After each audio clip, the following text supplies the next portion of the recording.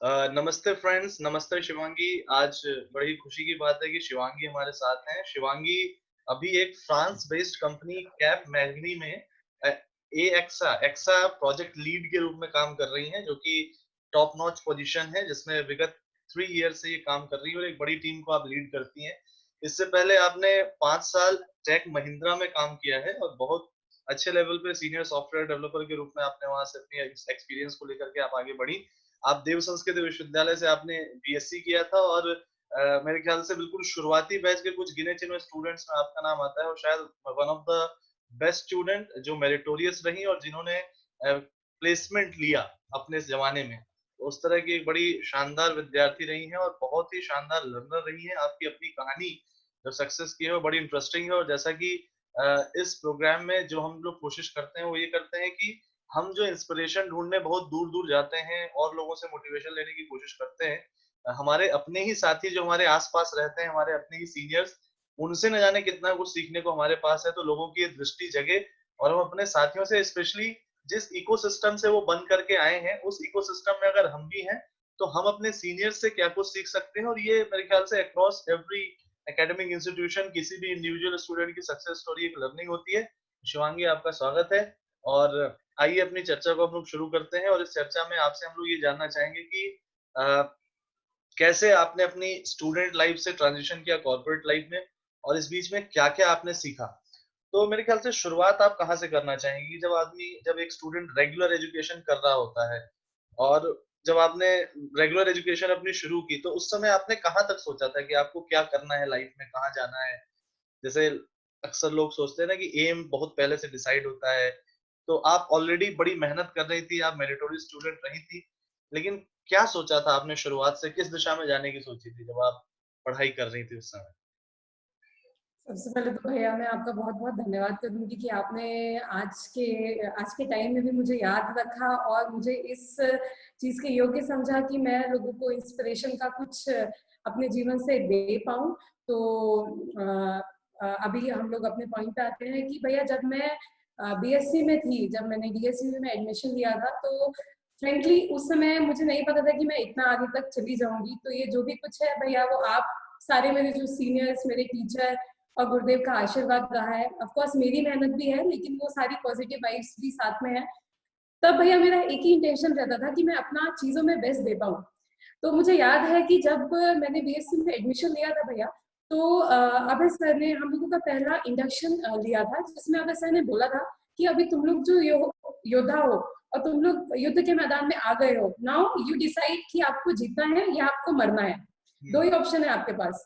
तो उससे मुझे बहुत ज़्यादा मोटिवेशन आज भी मिलता है। मुझे ऐसा लगता है कि लाइफ में भैया हम लोग जो भी जगह पे हैं या जो भी कर रहे हैं, अगर मैं बीएससी में स्टूडेंट हूँ, तो क्या मैं मेरा 100% दे पा रही हूँ सारे सब्जेक्ट्स में?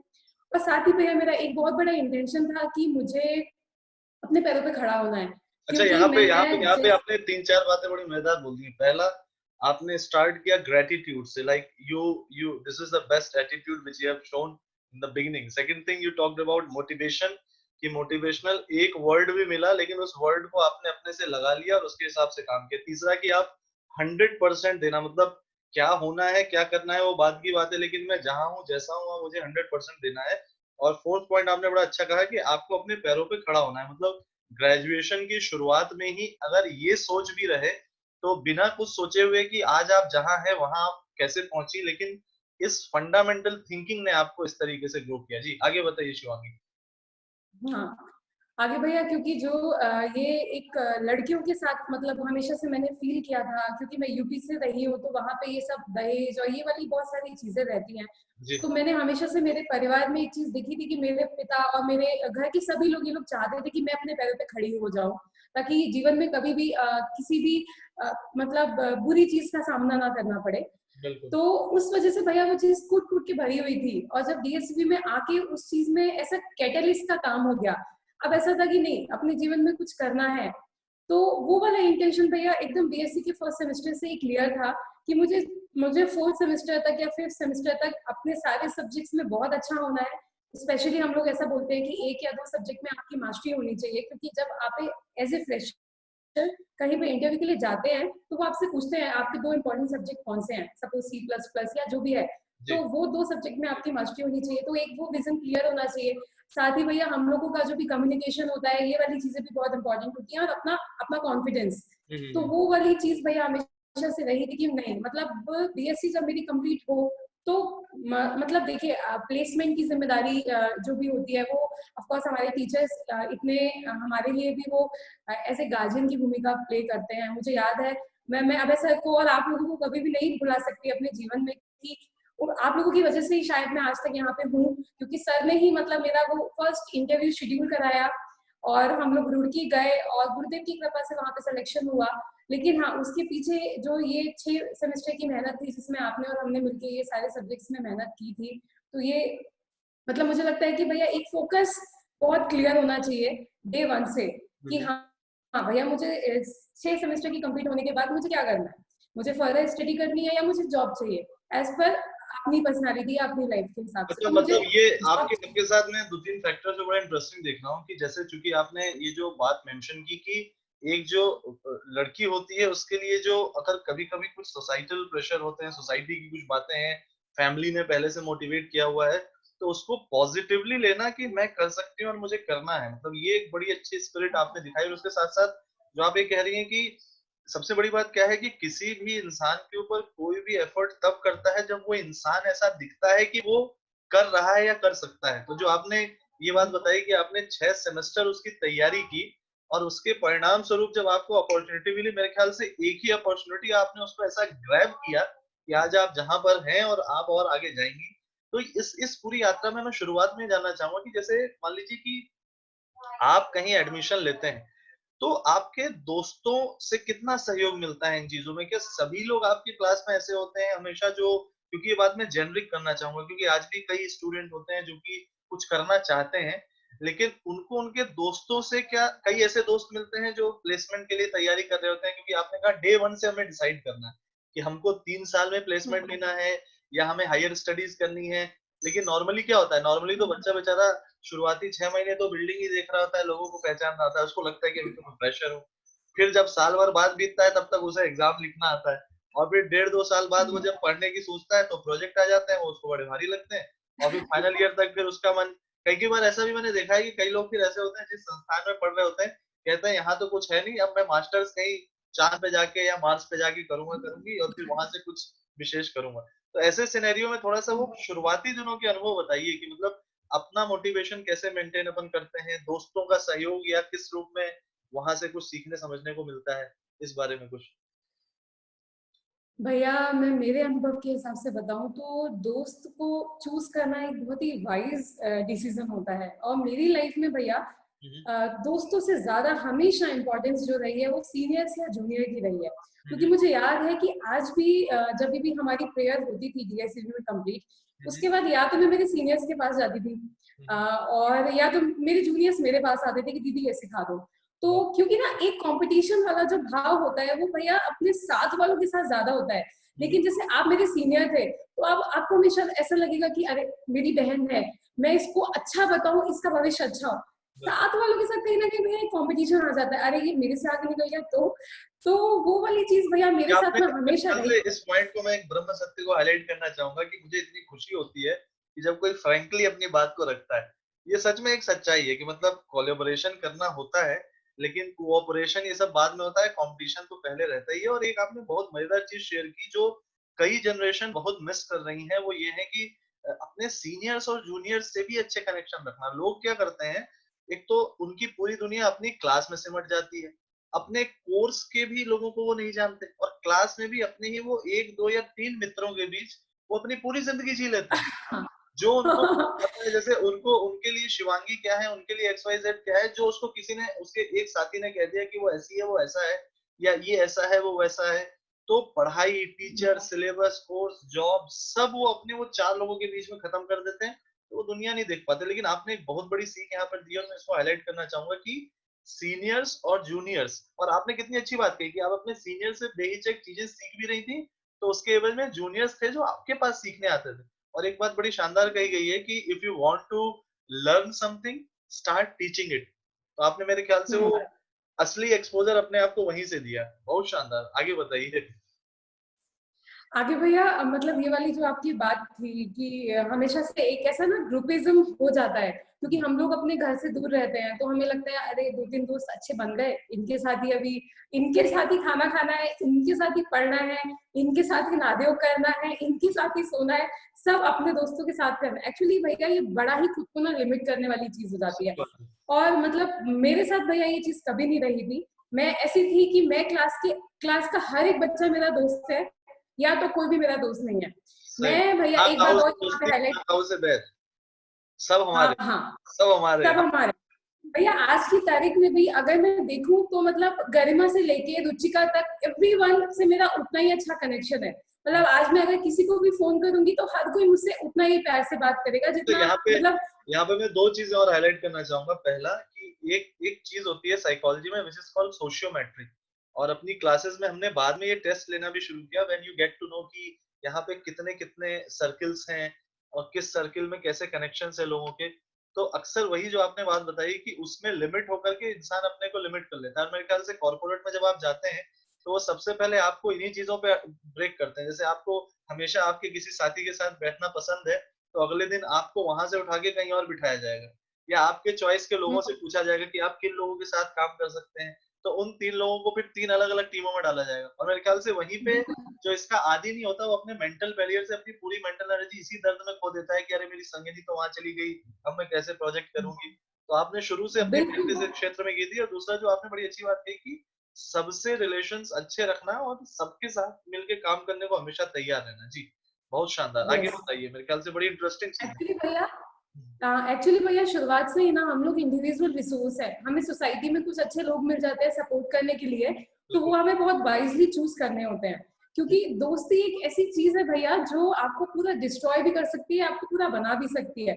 और अक्सर ही हम दोस्ती के नाम पे ना टाइम वेस्ट करना ज्यादा सीख लेते हैं कि बिल्कुल। चलो अरे क्लास खत्म हुई, चलो हम लोग कुछ अभी तो आजकल मेरे ख्याल से मोबाइल और ये सब लैपटॉप वगैरह भी अलाउ हो चुका है। हमारे टाइम पे तो कुछ भी नहीं था। भैया मुझे याद है कि मेरा एक क्लास खत्म होता था और मेरा दूसरा क्लास शुरू होता था, उसके बीच में अगर आधे घंटे का भी गैप होता था मैं सीधे लाइब्रेरी जाती थी। लाइब्रेरी में जाके लाइब्रेरी मैं जो जाना, मन आता था वो। हाँ ये एक मजेदार बात आपने कही, लाइब्रेरी जाना उस ट्रांजिशन में भी, क्योंकि रूटीन में हाँ कई फ्रेगमेंट्स होते हैं, 20 मिनट 10 मिनट। और इसमें मैंने भी अपनी लाइफ में काफी सोचा कि जो 10-10 20-20 मिनट करके आदमी दिन में कितनी बार गंवाता है, और उन्हीं 10-10 20-20 मिनट में जैसे आप लाइब्रेरी चले गए या अपने नोट्स रिवाइज कर लिए या कुछ सोच लिया।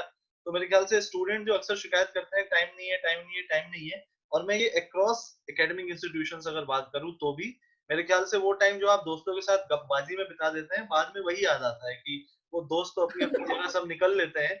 आपके पास गपबाजी की कोई डिग्री भी नहीं रहती कि जैसे BSc in computer science with diploma in गपबाजी, ये तो मिलती नहीं है। वो तो टाइम बेकार होता है। जी, तो आप भैया लाइब्रेरी एक और चली जाते थे।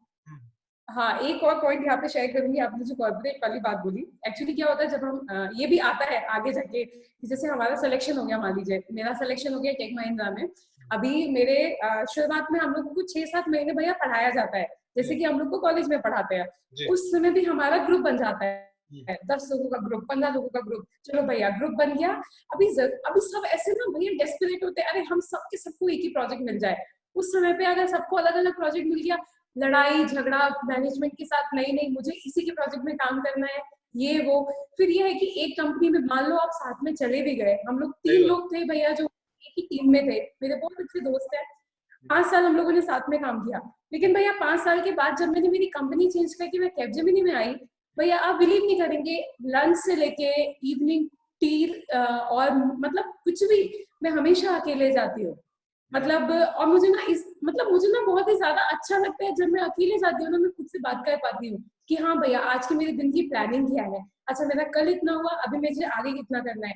या फिर मैं जाती हूँ तो मैं मेरी टीम के साथ जाती हूँ, या तो मेरे मैनेजर्स के साथ, या तो जो मेरे अंडर काम करते हैं उन लोगों के साथ, ताकि मतलब एक कुछ प्रोडक्टिव डिस्कशन करें। ऐसा नहीं है, मेरे लाइफ में भी फ्रेंड्स हैं और फ्रेंड्स के साथ भी वीकेंड का टाइम है, जो भी इम्पोर्टेंट टाइम है वो बिताते हैं। लेकिन मतलब बहुत ही ज्यादा भैया थिन लेयर है, अपना प्रोफेशनल और पर्सनल चीजों को थोड़ा सा भी आपको ना मतलब वाइजली चूज करना होगा।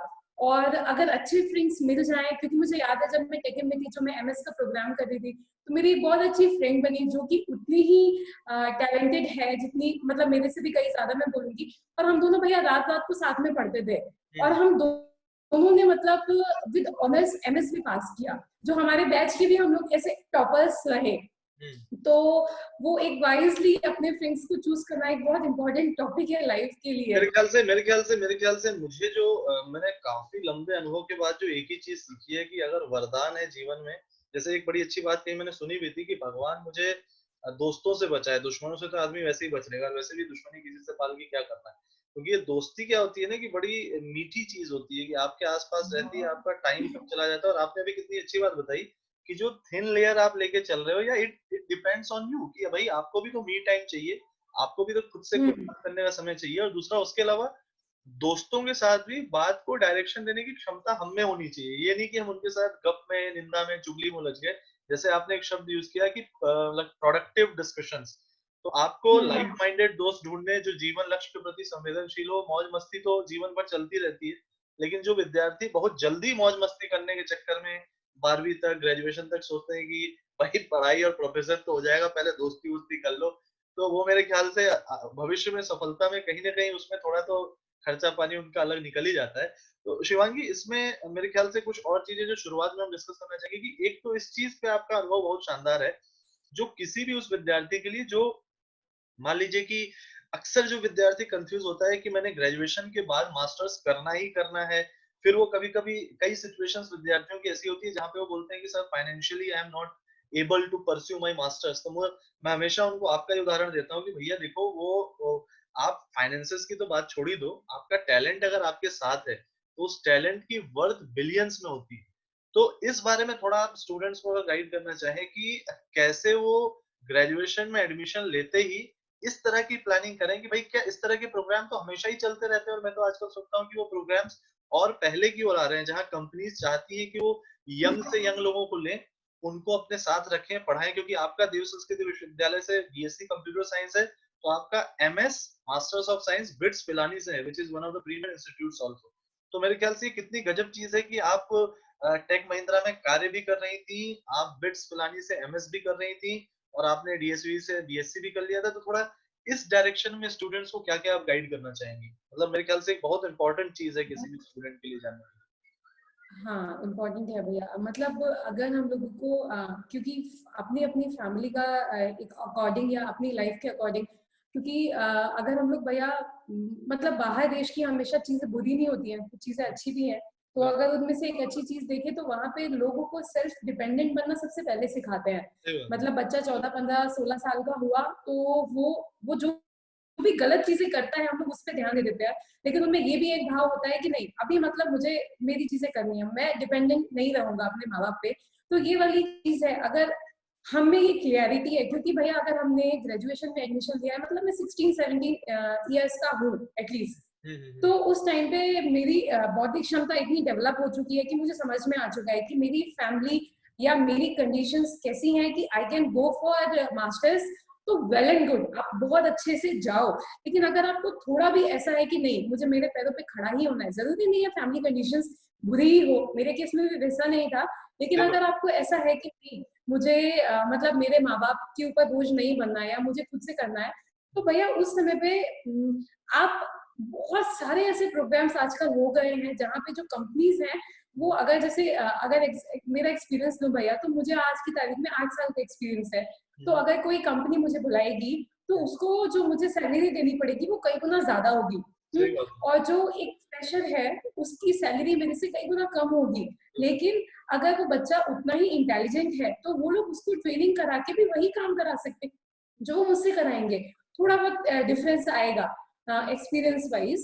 तो उस वजह से कंपनीज जो है आजकल फ्रेशर्स को बहुत ज्यादा लेने लगी हैं। तो अगर हमारे अंदर की विजन क्लियर है कि हाँ मतलब मुझे अपने पैरों पे ही खड़ा करना है, खड़ा होना है, और मैंने अगर मेरा बीएससी मैं कंप्यूटर्स में कर रहा हूँ, साथ में मेरे साथ कोई और कॉम्बिनेशन भी है, क्योंकि आज मुझे पता है कि डीएसयू में अभी काफी अच्छे और भी प्रोफेशनल कोर्सेज आ गए हैं। तो उसके बेसिस पे अगर हम लोग खुद से शुरू से तैयार करके रखें खुद को।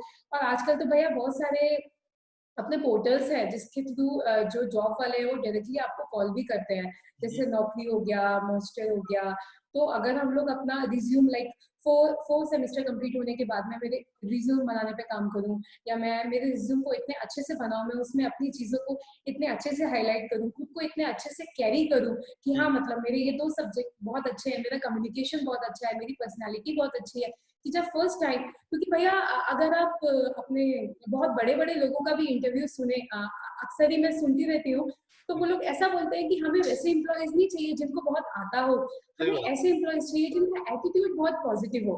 जैसे आज ही मुझे कोई असाइनमेंट दिया जाए, मेरा मैनेजर मुझे दे, तो वो ये नहीं एक्सपेक्ट करेगा शिवांगी तुम्हें ये आता हो, तुम इसे कर दो। वो ये एक्सपेक्ट करेगा यस आई विल डू, मैं इसको सीख लूँगी, मैं कर दूँगी, ऐसा वाला। तो वो एक पॉजिटिव एटीट्यूड 99% मैटर करता है। तो अगर वो है, साथ में हमारे सब्जेक्ट्स की नॉलेज, मतलब जो टेक्निकल नॉलेज मुझे एज़ एन बीएससी की स्टूडेंट होनी चाहिए, वो अच्छी है, और एक पॉजिटिव एटीट्यूड है, तो मुझे नहीं लगता भैया, हो सकता है कि 1-2 इंटरव्यूज़ में मुझे एज़ एन एक्सपीरियंस भी लेना पड़ जाए, मैं एकदम सफल नहीं हूँ, लेकिन सफलता मिलेगी ही मिलेगी। क्योंकि मतलब बहुत सारे बच्चे भैया मेरे बैच के भी ऐसे रहे हैं, जैसे मयंक हुआ है, तो ऑफ कैंपस ऑल्दो उसका प्लेसमेंट हुआ, लेकिन आज की तारीख में वो भी विप्रो में प्लेस्ड होके आज बहुत अच्छी कंपनी में वो भी काम कर रहा है। तो मतलब ऑन एंड ऑफ आपका प्लेसमेंट कैसे भी हो, कैंपस से हो, बहुत अच्छी बात है। ऑफ कैंपस हो तो मे बी आपको 1, 2, 4 जगह देना पड़ेगा, लेकिन आप सफल होगे, अगर आप में वो पॉजिटिव एटीट्यूड है, अगर आप में वो टेक्निकल स्किल्स है। तो वो मुझे लगता है कि ना भैया वो विजन क्लियर रखना चाहिए। ऐसा नहीं कि मैं अपने 6th सेमेस्टर में 5th सेमेस्टर तक मैं एकदम मजे कर रहा हूँ, अभी तो 5th सेमेस्टर चल रहा है, 6th में देखेंगे क्या करना है। मतलब आज की तारीख से भैया मैंने एडमिशन लिया है, फर्स्ट सेमेस्टर से ही मेरा नेक्स्ट 6th सेमेस्टर का विजन क्लियर होना चाहिए। मतलब आज मैं भैया जहाँ काम कर रही हूँ, मेरा अगले 5 साल का मुझे विजन क्लियर होना चाहिए। अच्छा, इस कंपनी में मेरा 3 साल हो गया, मुझे 2 साल और काम करना है, उसके बाद मुझे जॉब फिर से ढूंढनी है, क्योंकि अपनी ग्रोथ के लिए इंसान को वो सब सोच के रखना पड़ता है। तो मुझे हमेशा से ऐसा है ना, अपना भैया एक स्पिरिचुअल गोल, एक अपना प्रोफेशनल गोल, दोनों होने चाहिए। एज एन बीएससी मैंने एडमिशन लिया, 16-17 साल का बच्चा छोटा नहीं होता भैया। आज की तारीख में अगर आप सुनेंगे तो विवेक बिंद्रा का एक वो था मोटिवेशनल वीडियो, जिसमें किसी कोई 13 साल का बच्चा भैया बिलियनियर बन गया। तो मतलब उतनी क्षमता हम सब में है। हाँ, तो वो कहीं ना कहीं हम इतना तो खुद के लिए डिसाइड कर सकते हैं कि मेरे को क्या करना है। अगर फर्दर स्टडीज है तो मैं बीएसवी से ही किस स्ट्रीम में करना चाहूंगा, या मुझे नहीं, मुझे अपने पैरों पे खड़ा होना है, देन फिर करना है, तो ये चीजें तो विजन पहले ही यहाँ क्लियर। पे यहाँ पे जो एक बड़ी फंडामेंटल चीज है जिसके लिए पेरेंट्स की भी एक बड़ी जिम्मेदारी बनती है, जिसको आपने हिंट किया शुरुआत में ही कि मतलब हर किसी के साथ जाहिर सी बात है फाइनेंशियल दिक्कतें नहीं होती। जैसे आपने भी अपने स्वाभिमान को जगा करके, भाई आप चाहते तो मास्टर्स करते, कुछ भी करते, parents always were there in your support, but you decided कि अब मुझे अपने पेरेंट्स को सपोर्ट करना है। और उम्र जो भी है उस समय से ये मोटिवेशन है। मेरे को जो सबसे बड़ी चीज लगती है कि स्टूडेंट्स को जो कंफर्ट जोन में उनके पेरेंट्स भी खूब रखते हैं ना, और जो उनके हाँ हाँ। पेरेंट्स, उनके जो स्टेक होल्डर्स होते हैं, उनसे कभी नहीं पूछते कि तुम्हारे नंबर कितने आ रहे हैं, पढ़ाई कैसी चल रही है। बच्चा रो दिया तो उसके लिए एक स्मार्टफोन दे दिया, बच्चा रो दिया तो उसको एक लैपटॉप दे दिया, बच्चा रो दिया तो उसको घुमाने ले गए। कभी उससे ये पूछा ही नहीं कि तेरी पढ़ाई कैसी चल रही है, तेरे को करना क्या है। बस ये है कि भाई तेरे को जो चाहिए मैं पैसे दे दूंगा। और उसी में क्या होता है कि बच्चे को दोस्त माशाल्लाह मिल गए अगर, तो दोस्त ने कभी उसको साइबर सिक्योरिटी एक्सपर्ट बना दिया, और अक्सर को तो आजकल कंप्यूटर साइंस में हैकर ही बना देते हैं सबके सब। और उसको छठे सेमेस्टर में याद आ रहा है कि मुझको हैकर बनना है। किसी ने पूछा भैया स्पेलिंग क्या है हैकर की, तो पता नहीं। यार बिना स्पेलिंग पता किए भी हैकर बन सकते हैं। लेकिन जो वो बेसिक चीज क्या है कि ये जो स्वावलंबी होने का एक भाव होता है कि मतलब मुझे करना है। और इसके लिए मैं आपको आश्चर्य बताऊं कि ये जो मोटिवेशन बाहर से कितना भी दिया जाए, जो इंट्रिंसिक मोटिवेशन है ना, वो आजकल स्मार्टफोन, सोशल मीडिया, इंटरनेट और दोस्ती, इन 4 चीज़ों में ऐसा खो गया है कि बच्चे को रियलाइज़ेशन ही बहुत दिनों बाद होता है। लेकिन फिर भी मेरे ख्याल से वो बड़े खुशनसीब होते हैं जो मतलब इन बातों से भी इंस्पिरेशन लेके अपने आप को बदलें और सोचें कि हम जितनी जल्दी स्वावलंबी हो जाएँ उतना ही बेहतर है। और इसके साथ आपने एक चीज़ और यही मज़ेदार बताई कि भाई हम पहले से डिसाइड रखें। मतलब आपको आश्चर्य होगा शिवांगी कि हम लोग जब कभी-कभी डिस्कशन करते हैं तो जानने की कोशिश करते हैं कि भाई do you know what papers you have to study in semester 6? तो अभी वो चौथे सेमेस्टर में है, तो बेचारा वो अभी वो देखा ही नहीं है उसने कि छठे में क्या पढ़ना है। तो अब इससे ही पता चल जाता है कि भाई साहब अभी जो यात्रा है, भाई जिस दिन से मैं ट्रेन में चढ़ा और मुझे जहां तक जाना है, नॉर्मली एक जो अवेयर यात्री होता है वो हर स्टेशन का पता रखता है कि भाई ट्रेन कहाँ से होके जाएगी, कितनी कितनी देर कहाँ रुकेगी, उस हिसाब से वो प्लानिंग करता है। तो मेरे ख्याल से ये बड़ी गजब चीज आपने बताई। अब यहाँ पर उस पॉइंट पे आते हैं कि चूंकि कोई भी विद्यार्थी जब किसी को सफल होता देखता है तो देखिए अपन ने कोशिश क्या की कि उनके सामने वही उदाहरण रखे जाएं जो उनके इकोसिस्टम से निकल के आए, ताकि उनको ऐसा ना लगे कि हम्म, कुछ मतलब एक्चुअली जब सक्सेस किसी के पास होती है ना तो लोग बिलीव ही नहीं कर पाते उसकी जिंदगी भी कभी वही रही होगी जो आज हमारी है। लेकिन उसमें बस वही होता है कि थोड़े थोड़े गुण अच्छे होते हैं, मेहनत होती है, जो आपने बड़ी मेहनत करके चीजों को अचीव किया। तो अब वो बताइए कि वो मोमेंट पहला कौन सा था जब आपने इसकी तैयारी शुरू की? मतलब जैसे होता है ना कि पढ़ाई तो रेगुलर चली रही थी, आप एग्जाम्स में टॉप कर ही रही थी, सब कुछ अच्छा चल ही रहा था, लेकिन वो मोमेंट जब आपको लगा कि मुझे अब जॉब के लिए जाना है, नाउ इट्स टाइम कि मुझे शुरू कर देना चाहिए, कौन से सेमेस्टर में लगभग ये एक्शनेबल रूप में शुरू हो गया था? भैया मुझे याद है कि क्योंकि आप मेरे सुपर सीनियर वाले बैच में थे, हम्म। तो आपने भी ये बहुत सारे इनिशिएटिव हमेशा से लिए थे। तो मुझे याद है कि शायद मैं मेरे सेकंड ईयर में थी, और तब आप ये सारे जो एक्टिविटीज है ये मेरे सीनियर बैच के साथ कर रहे थे कि हाउ टू इंट्रोड्यूस योरसेल्फ, या इंटरव्यू के लिए प्रिपेयर करना है तो कैसे वो चीजें होनी चाहिए। तो मेरे लिए, मुझे पर्सनली, मेरा जो सेकंड ईयर था उसमें मुझे लगा कि नहीं भैया, मतलब कि नहीं शिवांगी, मुझे मेरे पैरों पे खड़ा होना है, ये निश्चित किया था मैंने। और मैं अक्सर ही अभय सर के पास भी जाती थी कि सर प्लेसमेंट होगा नहीं होगा, क्या होगा क्या नहीं होगा। तो सेकंड ईयर से भैया वो बहुत ज्यादा एक्शनेबल फॉर्म में था। मैं हमारे अपनी यूनिवर्सिटी के राकेश सर हैं, वो अक्सर ही ये कुछ जीके रिलेटेड सब्जेक्ट्स की क्लासेस लेते थे, तो मैं वो क्लासेस में भी जाती थी। वो अक्सर ही सैटरडे या संडे को लेते थे, तो ताकि मतलब मैं करंट अफेयर्स से भी जुड़ी हुई रहूं, और अपने टेक्निकल सब्जेक्ट्स को भी मैं बहुत अच्छे से मैंने पढ़ना शुरू कर दिया था। और फिर मुझे बहुत अच्छे से याद है भैया, जब मैं 5th या 6th सेमेस्टर में थी, जो कि मेरा फाइनल था, उस समय पे आप लोगों ने आपने और नवीन भैया ने भी बहुत ज्यादा ऐसी एक्टिविटीज की थी कि हम लोगों को इंटरव्यूज के लिए प्रिपेयर कराने के लिए, उन सबसे बहुत ज्यादा बूस्ट मिला भैया। क्योंकि उस समय डायरेक्शन क्लियर नहीं था कि हम लोगों को कैसे क्या करना है, लेकिन आपके वो एक्टिविटीज से ये समझ में आया नहीं ये चीजें इंपॉर्टेंट है। फिर उन चीजों को पकड़ लिया, फिर आप एक बार बता के गए कि ऐसे ऐसे ऐसे ऐसे करना है, फिर उन चीजों को गूगल पे सर्च करना हमारी जिम्मेदारी थी कि नहीं, मतलब मुझे ऐसा लगा कि हमसे बड़े जो सीनियर हैं अगर वो कुछ बता रहे हैं, मुझे आज भी याद है भैया, आपने ऐसा कुछ बोला था कि देखो मैं चाहूँ तो मैं भी कभी भी कॉर्पोरेट में जा सकता हूँ, और लेकिन मैं, मेरा यहाँ पे रहना ये मेरा डिसीजन है, ठीक है। तो मतलब मुझे लगा कि मतलब एक ऐसा व्यक्ति जो इस चीजों के भी पार सोच सकता है, अगर वो आपको ये आगे ही बोल रहा है कि आप इंट्रोडक्शन तैयार करो अपना इंटरव्यू के लिए, तो मतलब बात में दम है। वो तो फिर भैया मोटिवेशन, वो एक्चुअली क्या होता था ना, मोटिवेशन देने के तरीकों में एक आता था, क्योंकि क्या है ना कि वही टेल मी अबाउट योरसेल्फ अपन डे वन से सबको रिक्वेस्ट कर रहे होते थे कि भैया तैयार करो तैयार करो। जब नहीं होता था तो कभी कभी शायद ये भी प्रयोग करने पड़ते होंगे, but I am very happy and very proud of you कि आपने उस चीज को पकड़ा और मेरे ख्याल से आपने टेल मी अबाउट योरसेल्फ का उत्तर तैयार किया।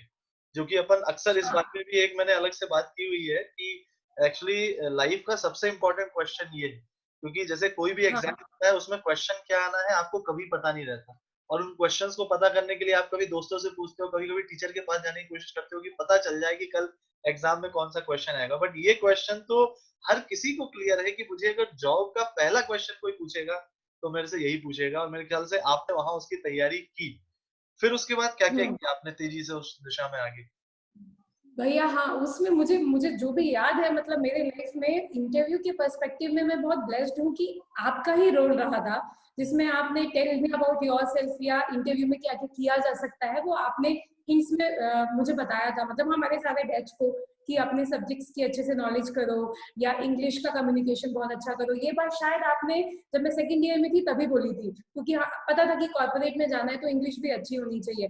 तो भैया उन सारी चीजों को ना कलेक्ट कर लिया था। फिर आप, क्योंकि आप एज एन टीचर या एज एन सीनियर एक बार आके बोलोगे, लेकिन उसको हर रोज तैयार करने की जिम्मेदारी तो हमारी थी। उसको फिर नोट कर लिया था, फिर उस रेफरेंस में हम लोग क्या कर सकते हैं, तो वो फिर रिसर्च एंड डेवलपमेंट खुद की साइड से शुरू कर दिया था कि इंग्लिश को कैसे इम्प्रूव करे, या चीजों की नॉलेज एक्सपर्ट कैसे बने। और टेल मी अबाउट योरसेल्फ या जो भी इंटरव्यूज लोगों के मैंने बहुत पढ़े थे भैया। हाँ ये एक बहुत इंपॉर्टेंट है कि हमारे डीएसयूवी में लाइब्रेरी में सेकंड फ्लोर पे शायद वो कौन सी बुक है जिसमें लोगों के इंटरव्यूज होते हैं, मुझे नाम नहीं याद आ पा रहा, प्रतियोगिता प्रतियोगिता। प्रतियोगिता प्रतियोगिता दर्पण, हाँ। तो उसमें भैया जो भी सक्सेसफुल लोग, क्योंकि तब मेरा एक रीजन ये भी था कि मैं कुछ दिनों बाद आईएएस ऑफिसर बनूंगी। तो मैं ना अक्सर ही आईएएस लोगों के इंटरव्यूज पढ़ती थी, तो मैं उसमें देखती थी मतलब वो लोग कितना ज्यादा स्ट्रगल कर रहे हैं, कुछ लोगों की शादी हो गई है, बच्चे हो गए हैं, फिर भी वो लेडीज कैसे टाइम निकाल के पढ़ रही है, या कुछ लोग प्राइवेट जॉब कर रहे हैं, वो लोग कैसे निकाल। भैया उससे मुझे बहुत बहुत ज्यादा मोटिवेशन मिला, जो भी सक्सेसफुल लोगों का लाइक ऑटो मतलब उनका इंटरव्यूज जो मैंने पढ़े, तो उससे मुझे बहुत मोटिवेशन मिलता था, मैं खुद को तैयार करती थी उस हिसाब से। तो ये इस सब में बहुत इम्पोर्टेंट है सारी चीजें नहीं, पर हम लोग बहुत ब्लेस्ड थे भैया, क्योंकि डीएसयू में थे कॉन्टिन्यूसली आप, कॉन्टिन्यूसली अभय सर, कॉन्टिन्यूसली बाकी टीचर्स हम लोगों पे ना ऐसे डालते रहते थे घी कि भैया आग जले आग जले। अब उस आग को जलाने की जिम्मेदारी तो हमारी ही थी। तो वो कहीं ना कहीं वो सारी चीजें अपनी मेहनत से करना बहुत इम्पोर्टेंट है। अपने सब्जेक्ट का एक्सपर्ट प्लस अपने मतलब अपने विजन की क्लियरिटी, अपना कम्युनिकेशन स्किल, ये सारी चीजें अच्छी होना भैया बहुत बहुत इंपॉर्टेंट है। आज की तारीख में तो भैया देखिए हमारे पास मोबाइल भी है, यूट्यूब पे अगर आप ये भी डालते हैं कि आप अपने इंटरव्यू के लिए प्रिपेयर कैसे करें, आपको बहुत सारी अच्छी चीजें भी मिलती है। मतलब इंटरनेट एक तरीके से तो पूरा अभिशाप है, और एक तरीके से पूरा वरदान भी है, हमें उसको यूज करना आना चाहिए। तो हम लोग बहुत वाइजली मतलब बहुत अच्छे से तैयारी कर सकते हैं, तो मतलब मैं हम लोग अपने रूम में। एक चीज आपकी सारी बात से मेरे को एक तो वही बार बार क्लैरिटी मिल रही है कि देखो, ये बात हर किसी को बार बार समझाई जा रही है कि भाई कॉर्पोरेट भी कहता है कि we need people with right attitude. इस चीज हम्म। को लेकिन लोग इतने हल्के में ले लेते हैं ना कि उन्हें कभी कभी लगता है, स्टूडेंट को भी लगता है अरे मेरे पास तो एटीट्यूड है, क्योंकि आजकल वो कूल ड्यूड वाला एटीट्यूड को एटीट्यूड समझते हैं। उनको ये नहीं समझ में आता है कि लाइफ में जो वैल्यूज होती हैं वो असली एटीट्यूड है, कि आप में धैर्य कितना है, आप हार्ड वर्किंग कितने हो, आप ईमानदार कितने हो। ये गुण जो है, इस इन गुणों के ऊपर कितना हमारे ऊपर हमारे परिवार ने मेहनत की, हमारे स्कूल ने मेहनत की, और जब वो मेहनत अगर अच्छी हुई तब तो हमारे यहाँ उसके रूट्स हैं। नहीं तो यूनिवर्सिटी में जब आ गए तो हम कितना खुद अवेयरनेस के साथ खुद को ग्रूम कर रहे हैं, क्योंकि अल्टीमेटली काम वही आना है। क्योंकि एक टैलेंटेड इंसान जो कि चीजों को बर्बाद कर सकता है, उसको कोई अपनी कंपनी में नहीं लेना चाहेगा। और एक ऐसा इंसान जो कम टैलेंटेड हो लेकिन आपने भी कहा कि एटीट्यूड सही हो, तो इस एटीट्यूड की ट्रेनिंग की जिम्मेदारी सोचिए कि खुद की ही होती है।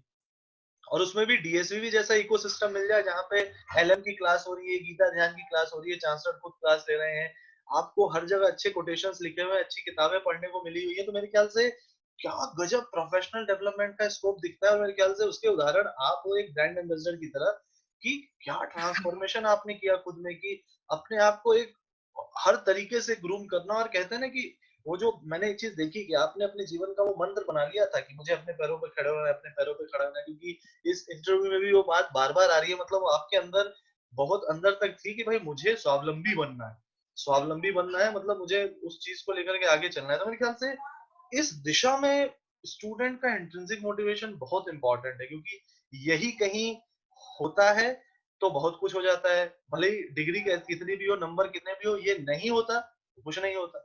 तो मेरे ख्याल से शिवांगी, क्या और ऐसी मजेदार चीजें हैं जो कुछ आप याद करते हो अपने ग्रेजुएशन की जिंदगी के, कि आपके होलिस्टिक डेवलपमेंट में, या ऐसी जो आज आप कॉर्पोरेट में इतना अच्छा कर पा रहे हो, उसके फाउंडेशन में और किन किन चीजों ने कंट्रीब्यूट किया आपके लिए, मतलब एकेडमिक्स के साथ साथ करिकुलर, को करिकुलर, एक्स्ट्रा करिकुलर? या अभी जस्ट एक बात मैं शेयर करना चाहूंगी जी कि बिल्कुल। लास्ट वीक का ही एक इंसिडेंट हुआ है मेरे ऑफिस का ही। हम्म। मतलब जो मेरे डिलीवरी मैनेजर है, जो आपने भैया वो संस्कारों या वैल्यूज की बात बोली, हम्म। भैया एक्चुअल में लाइफ में जो सक्सेसफुल लोग रहे हैं, मतलब एक होता है हम लोगों को ग्रेजुएशन के टाइम पे या मे बी जस्ट जॉब लगी है, बहुत फैंटेसी रहती है, अरे दुनिया इतनी रंगीन है, पैसा है, उसको उड़ाओ, मजे करो, मूवीज देखो, यही लाइफ है। बट भैया जो एक्चुअल के सक्सेसफुल लोग हैं ना भैया, उनकी लाइफ वाकई में वैल्यूज पे चलती है। हम्म। मतलब अ, इसी हफ्ते जस्ट क्योंकि ऑफिस में भैया अक्सर ही ऐसा होता रहता है, किसी एक प्रोजेक्ट की वजह से किसी के साथ कुछ झगड़ा हो गया, नॉट झगड़ा मतलब कि प्रोसेस सही नहीं है। तो हम्म। उस टाइम पे मैं मेरे डिलीवरी मैनेजर, जो कि मेरे मैनेजर की मैनेजर, उनसे बात कर रही थी। उनसे बात करके भी सेम बात मुझे समझ में आई कि अगर इंसान में वैल्यूज नहीं है भैया, और वो लोग भी कितने अच्छे से जज कर पाते हैं। मुझे भी नहीं पता कि मेरा मैनेजमेंट मुझे इतने अच्छे से जज कर पाता है कि मुझ में वो वैल्यूज हैं, हम्म। लेकिन वो लोग मुझे जज कर पाते हैं। और गुरुदेव की बहुत कृपा है कि उसकी वजह से मतलब मेरा भैया एक अलग ही, क्या बोलूं मैं, सब लोग मुझे एक बहुत ही अलग रूप में मानते हैं। मतलब मेरे मैनेजर्स या जो भी है कि मतलब ना ज्यादा किसी से झगड़ना, ना ज्यादा किसी में इंटरफेयर करना, अपने काम से काम करना, जो चीजों की जिम्मेदारी दी जाए उसको बहुत पॉजिटिवली करना। ये सारी चीजें जो भैया मिली हैं, इसकी बहुत बहुत बड़ी जिम्मेदारी अपने डीएसएवी की मैं मानूंगी।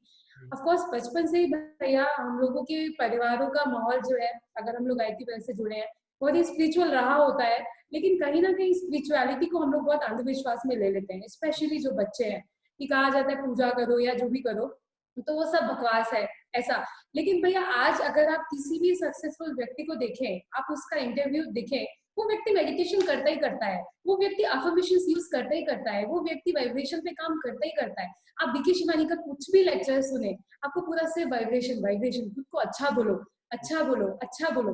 मतलब अपने अपने अपने गायत्री परिवार के, अपने चिन्मय भैया, डॉक्टर साहब या अपने गुरुदेव के, माता जी की, किसी के भी लेक्चर्स सुनिए, वो पॉजिटिविटी इतनी ज्यादा हम लोगों में दी जाती है बचपन से। तो अगर आप ऐसे परिवार से हैं, या दूसरी चीज, आप बहुत ही ब्लेस्ड हैं कि हम लोग डीएसवी में एडमिशन ले चुके हैं, क्योंकि ये बहुत ही बातें बोली जाती है कि गुरुदेव ने सागर में से कुछ मोतियों को निकाला है, तो वाकई में सच्चाई है। जो चिन्मय भैया बोलते हैं कि हमारे जन्म के पहले हमारे हमारे मतलब हमारी कुंडली पे गुरुदेव साइन करके भेजते हैं कि भैया तुम्हें मनुष्य जन्म में भेजा है और तुम मुझसे जुड़ने वाले हो, मतलब कि वाकई में भैया हम लोगों में कुछ विशेष बात है। अब हमें डिसाइड करना है कि स्पिरिचुअलिटी के पाथ में जाना है या थोड़ा सा प्रोफेशनल में जाके स्पिरिचुअलिटी को साथ में चलाना है। तो भैया जब मैं डीएसयूवी से निकली भी थी, मेरे लिए बहुत टफ डिसीजन था, क्योंकि मैं चाहती तो भैया डीएसयूवी में मैं रहना चाहती थी, मैं वहां रह के पढ़ाना चाहती थी, अपने लिए मतलब अपने विश्वविद्यालय के लिए कुछ करना चाहती थी। लेकिन दूसरी तरफ भैया मुझे ये भी था कि नहीं, मतलब गुरुदेव ने भी बोला है कि जो अच्छे लोग हैं वो एक ही जगह ना रहे, बाहर चले जाए, चीजें स्प्रेड करें। आप ही सब लोगों ने शायद मुझे ये चीजें अलग अलग अलग अलग समझाई थी, क्योंकि मैं बहुत ही इसमें मैं कंफ्यूज में थी कि मैं क्या एक करूं। पॉइंट ऐड करना चाहूंगा, क्योंकि मेरे ख्याल से कभी अगले एपिसोड में बड़ी फुर्सत से हम लोग एक बात जरूर करेंगे, क्योंकि वो पॉइंट ऑफ टाइम था जब इंटरव्यू हो गया था, लेटर आ रहा था, उसके बीच का जो समय था, वो बड़ा ही टेस्टिंग मोमेंट था, क्योंकि वो धैर्य की परीक्षा थी।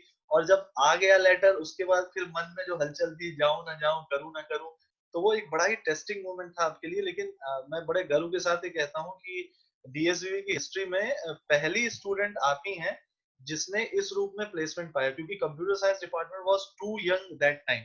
और जिस तरीके से हम लोग कोशिशें करते थे, एक और लर्निंग यहाँ पर ये है कि कोशिशें करने के लिए कोई बड़ी डिग्री या बड़ा एक्सपीरियंस नहीं चाहिए होता है, जज्बा होता है। जैसे हम लोग भी कोई ऐसा नहीं कि हम लोग कोई बड़ी चीज कहीं से सीख के आए थे, बस हम लोग जो सीखे हुए थे वो हम लोग ने आपके साथ शेयर किया। लेकिन ये आपकी मेहनत थी कि आपने ये नहीं देखा कि ये कल के अभी हमारे सीनियर हैं, ये हमको पढ़ा रहे हैं, सिखा रहे हैं। आपने उसमें ये देखा कि इसमें अच्छा क्या है, और आपने खुद से जो मेहनत कर ली, उसका परिणाम ये निकला कि आप एक तरीके से कहते हैं ना कि वो सदा सदा के लिए, जब भी डीएसवी का इतिहास लिखा जाएगा, कंप्यूटर साइंस का इतिहास लिखा जाएगा, तो उसमें जरूर कहा जाएगा वो शिवांगी वाज द फर्स्ट जिसने कि इस तरीके से चीजों को अवेल किया और बहुत तेजी से ग्रैब किया। क्योंकि एक सेपरेट एपिसोड इस पे पूरा बनता है कि हम सिर्फ फोकस उस प्रोसेस पे करें, जिस प्रोसेस से हम इंटरव्यू देने गए, फिर आए, फिर मेरे ख्याल से मास्टर्स में लगभग लगभग हम प्रवेश कर भी चुके थे, फिर कैसे उस बीच में एक सेमिस्टर हो गया था। वही उस डिसीजन को लेके, क्योंकि वो ये चीज भी लोगों को जाननी जरूरी है कि आप इंटरव्यू क्लियर कर भी लेते हो, उसके बाद भी लेटर आने में थोड़ा समय लगता है, और उस समय के बीच में भी आपको धैर्य बनाए रखना पड़ता है। और वहां से जिंदगी कितनी परीक्षाएं आपकी लेती है, लेकिन फिर जब आप फ्लाई करते हो, तो फिर चीजें, फिर लगता है कि भगवान ने क्या गजब परीक्षाएं लेके हमको किस चीज के लिए तैयार किया। तो मेरे ख्याल से और कुछ बातें और जो आप शेयर करना चाहें अंत में इस टॉक के, जो बहुत ही ज्यादा आपके मन में अभी आ रही हो, कि जो आप शेयर करना चाहेंगे। भैया हाँ, जैसे कि हम हमेशा से हम लोगों को बोला जाता है कि जो अपना शांति कुंज डीएसवी है वो गुरुदेव और माता जी का घर है, माता जी का घर है, आप उसमें रहो।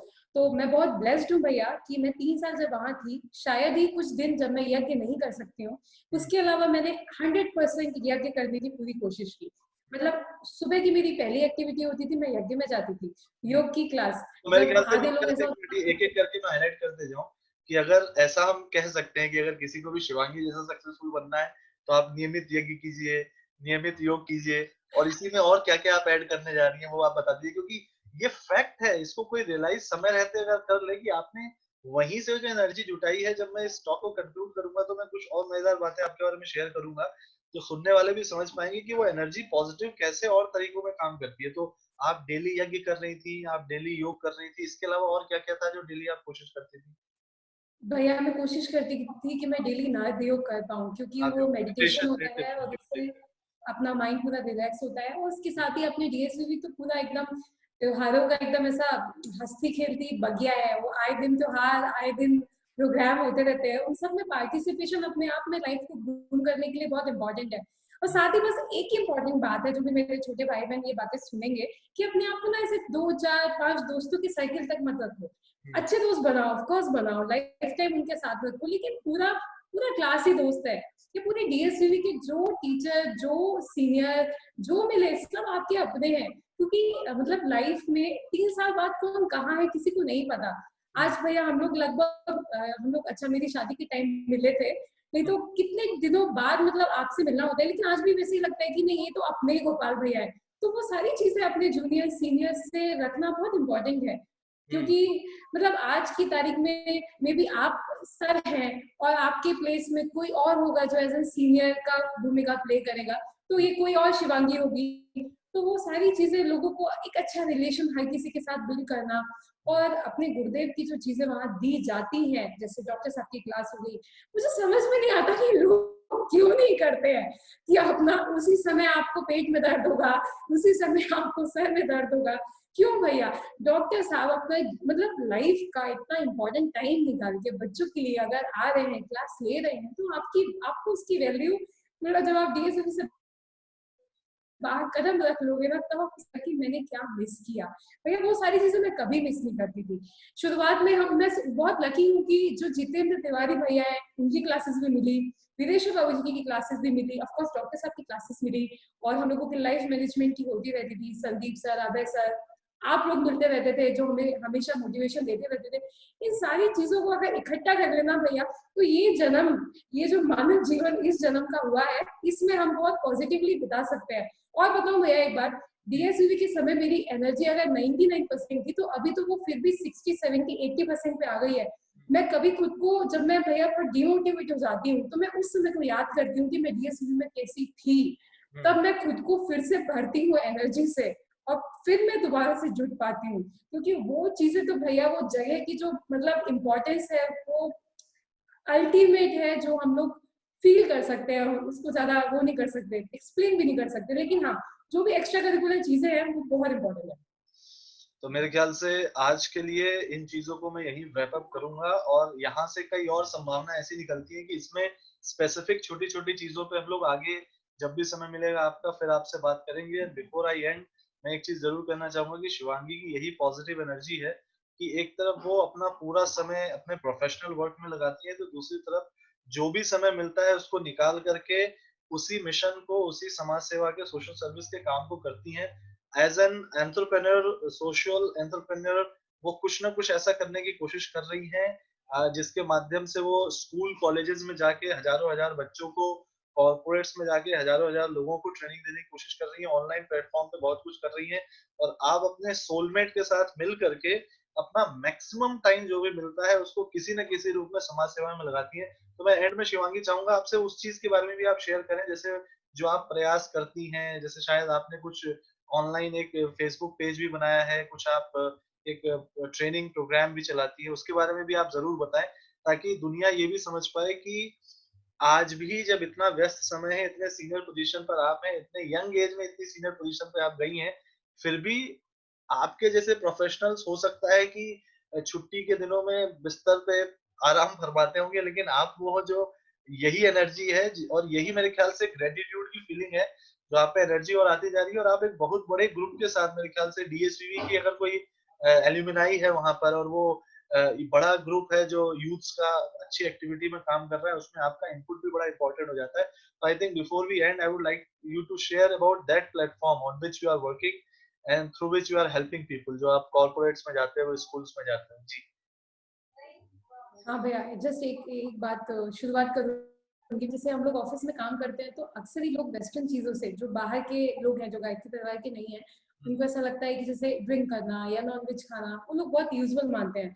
और जब वो हमें देखते हैं कि अरे ड्रिंक नहीं करते हो, पूजा पाठ करते हो, तो उनको ऐसा लगता है कि कितने गंवार लोग हैं। तो इरिस्पेक्टिव ऑफ एनीथिंग, वो इमेज है। और आज की तारीख में भैया मेरे जो दोस्त है ना, वो भी मतलब मुझे उसी भूमिका में देखते हैं। मतलब अगर उनको प्रॉब्लम आती है तो वो मुझे कॉल करते हैं, शिवांगी ऐसा, और उनको सोल्यूशन मिलता है। तो मतलब आपके उनको भी सामने पता एक है कि एग्जाम्पल है। सबसे बड़ी बात यहाँ पे एक चीज दिख रही है कि आप अगर अपनी लाइफ अच्छी जीते हो तो वो ऑटोमेटिकली दूसरों को इंस्पायर कर देती है, क्योंकि वो अपने आप में आप हाँ, एडवर्टाइजमेंट बन जाते हो, एक ब्रांड बन जाते हो चीजों की कि भाई ऐसे में भी सस्ते में भी स्ट्रेस रिड्यूस हो सकता है, उसके लिए खर्चा करने की जरूरत नहीं हाँ, है। हाँ, हाँ, हाँ। मतलब ऐसे मेरे फ्रेंड्स हैं जो वो सारे नॉनसेंस बातें मेरे से नहीं करते हैं, या मतलब उनको पता है कि मतलब इसके पास किस चीज के लिए जाना है।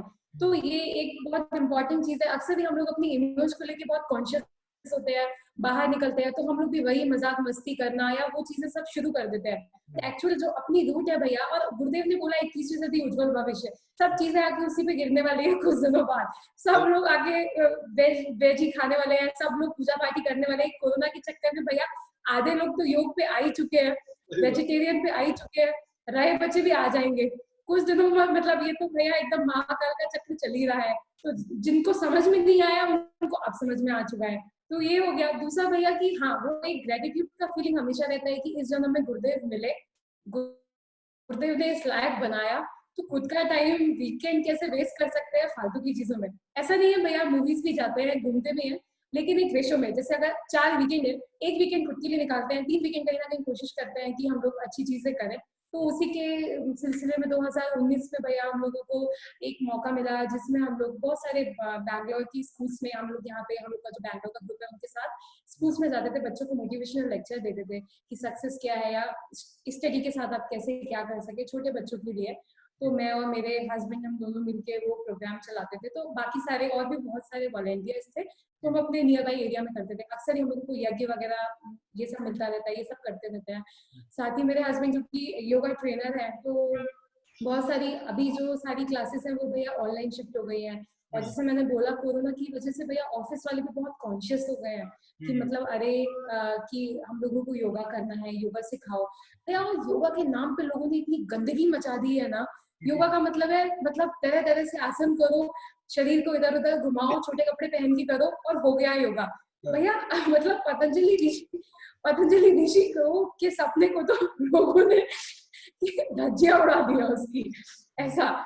तो भैया ऐसे में ना हम लोगों को स्पेशली लगता है, मेरे मैं और मेरे हस्बैंड को, भैया योग का सही स्वरूप लोगों को पता चलना चाहिए। तो बिल्कुल। उसके तहत अभी हम लोगों ने भी मतलब ऑनलाइन भैया हम लोगों का एक चैनल शुरू किया है, जिसमें हम लोग एक्चुअल चीजें जो है वो बता पाए। और ये अपनी क्लासेस में भी मेरे हस्बैंड ये सारी चीजें शेयर करते हैं। भैया बिलीव नहीं करेंगे, मेरे हस्बैंड से जो आके क्लास लेता है वो लाइफ टाइम उनसे कनेक्टेड रहता है, क्लास भले ही बंद हो जाए। वो मतलब उनको जो actual meaning of yoga, of course वो गुरुदेव की नॉलेज है। भैया एक से एक बड़े बड़े लोग, उनकी कंपनी के अच्छे सीईओ टाइप के लोग आके एक बार क्लास ली, मे बी फिर क्लास स्टॉप हो गई, लेकिन लाइफ टाइम उनसे कनेक्टेड है। क्योंकि वो गुरुदेव की बातें ना बाकी लोगों तक नहीं पहुंची है। अगर हम तक पहुंची है तो हमारी जिम्मेदारी है कि बाकी तक पहुंच जाए, नहीं तो मतलब उनसे ज्यादा पाप के भागीदार तो हम हो जाएंगे। तो वो कहीं ना कहीं प्रयास रहता है कि ये सारी चीजें करते रहें। चलिए बहुत अच्छा, बहुत शानदार, आप ऐसे ही कार्य करते रहें, आप आगे बढ़ते रहें। आप दोनों को अभी से बहुत-बहुत शुभकामनाएँ, और आगे आने वाले समय में हम लोग और अलग-अलग फैकल्टीज़ को और अलग-अलग चीज़ों को एक्सप्लोर करेंगे। So thank you Shivangi for your valuable time, and I think thank you. बहुत सारी चीज़ें सीखने को हैं इस पूरे एपिसोड से, और स्टूडेंट ज़रूर सीखेंगे।